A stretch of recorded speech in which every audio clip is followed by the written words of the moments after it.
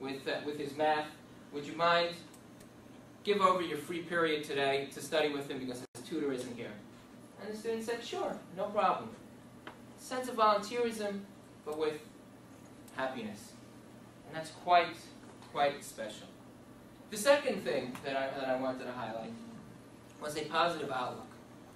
It's amazing. You know, in every school you have rules, you have consequences. And, you know, at best, the students feel that they're an annoyance. And I remarked to Rabbi Gersten, I said, you know, I made a specific announcement about a certain rule that we were implementing. And I remarked to Rabbi Gersten, "What's going on? You know, it sounds like I just announced that we're having a party tomorrow. They're all okay with it. They're not, you know, I didn't have a mass protest. No one threw anything at me. They didn't complain about it." And that's because there's a positive outlook. People are happy to be in the school. And I think, what is this all about? Where is it all coming from? And something that I also saw on my visit here when Rabbi Pearl brought down my family last year.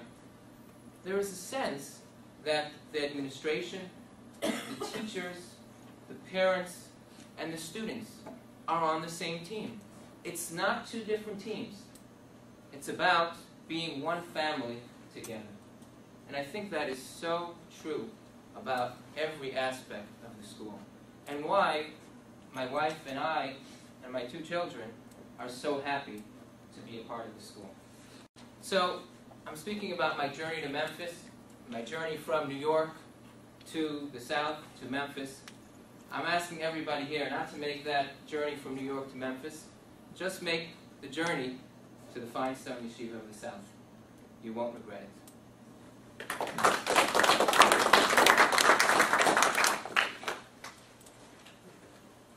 Okay, so first of all, I just want to introduce myself. I'm not Cam. I think I know everybody in the room, but I'm the principal of the Girls High School. And we talked about opportunities tonight, if anybody hasn't noticed. The school just gives our students so many opportunities. I thought, well, you know what? How do our students know how to tap into these opportunities? You know, maybe some of them are fearful to take certain leaps. I thought, you know what? It's really about the guidance and support that our school has in place. It's incredible. You know, I also grew up in New York. And I came from Israel when I was 10, and it's a large school. And I felt lost and confused. And it took a very long time to adjust. And if that same situation happened, if I would have moved to Memphis, boy, life would have been different. But it would have been, because here we have a support system in place, and I want to tell you about it. First of all, our assistant principal of our whole school is Miss Melissa Pearl, who is not here because she's in a mentoring program. She's in a training program to help mentor teachers with Rabbi Stein, who's our dean of students. And she's the head of student support, and she's implemented and introduced a life skills program to our students, which every Friday she comes and gives over to our students.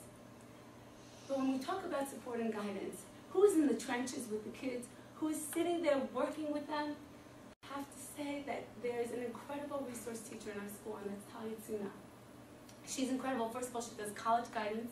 This year, it's new. Talia Tuna, Mrs. Tuna, has been doing college guidance this year. She works with the students if they need study skills. She runs a study skills program. We accommodate students at their level, and we put together a program that helps every student succeed. And it's just incredible in such a small school, like we say. Small school, many opportunities.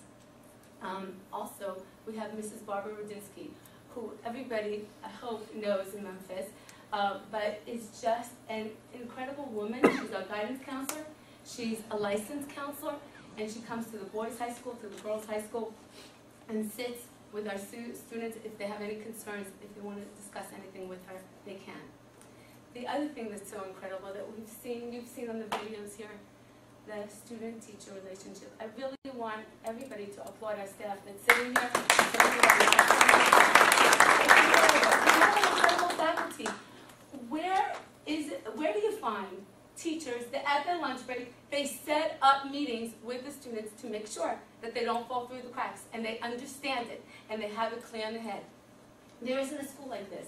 During the teachers' breaks, they offer the students to come to them, and parents that have kids in the school are nodding their heads unusual. It's a very special place.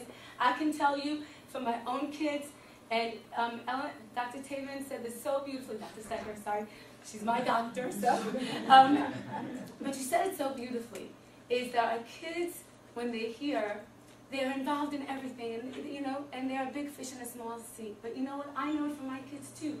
When they go out there in the world, in those big schools, in those large schools, in colleges, in seminaries, in Israel, wherever they go, they know how to take charge. And it doesn't matter if they came into school in 9th grade as a quiet, shy kid, they suddenly are in the limelight and they shine because everybody here has worked together.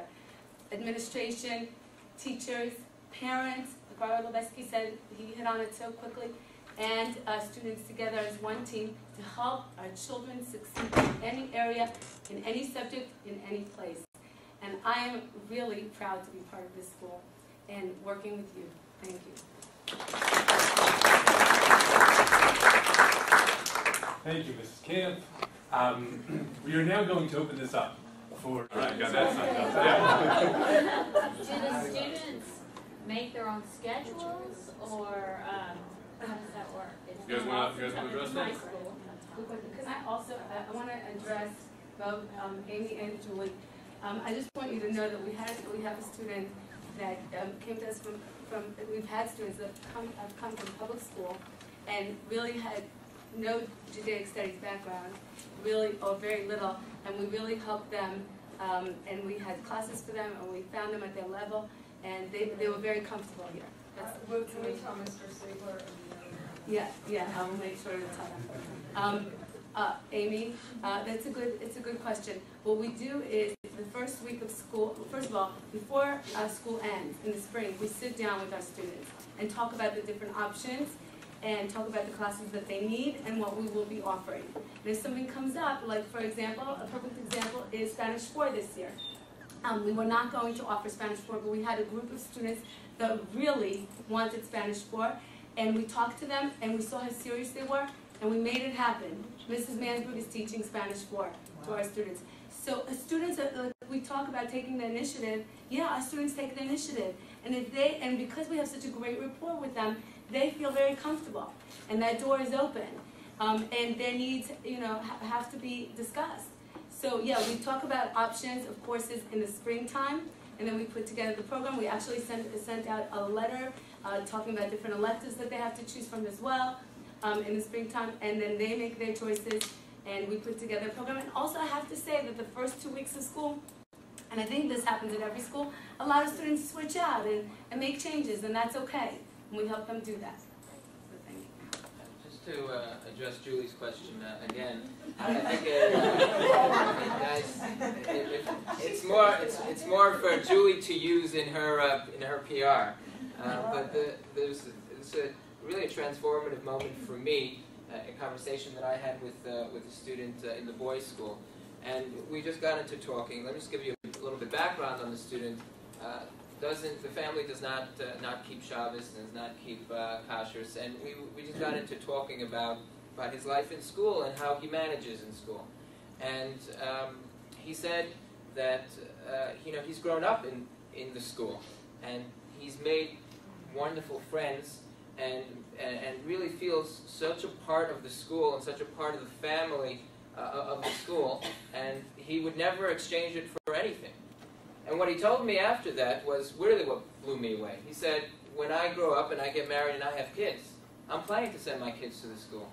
And that said it all right there.